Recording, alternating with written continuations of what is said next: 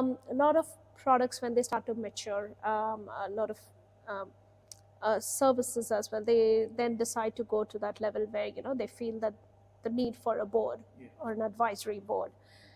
What are some things that you would advise in terms of composing your board? So you need to start with a lens on how big the company is and what it does and what its growth prospects are.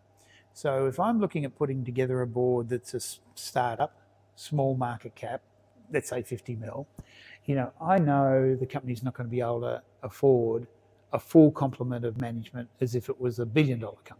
You know, so it probably won't have a HR person, definitely won't have an in-house lawyer, yeah, et cetera, et cetera.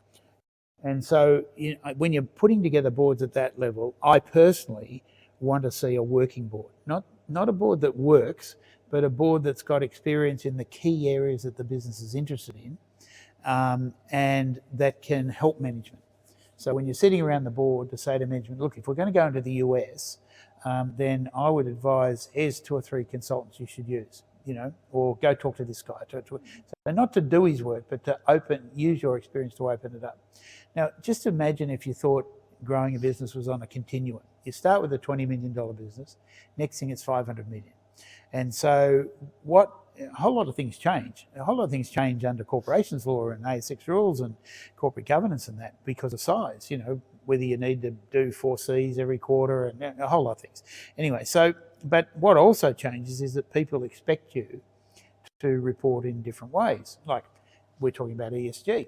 You know, if you're a $20 million company, nobody's coming and criticising you, you know what I mean? But if you're 10 billion, you're going to have every fund manager in the world asking you what you've done. So as you go through that continuum from 20 million to $1 billion, let's say, you know, there's a lot of pressure on you, not that you don't want to do it, to start to put people in places that you didn't have before.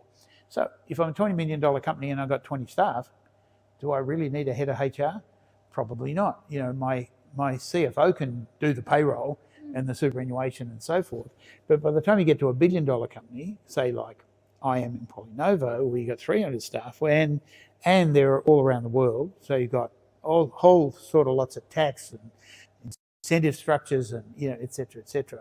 And people want to see whistleblower policies and all of the things that go with being big. But and so when you get up to those big companies, I still personally think you need a working board.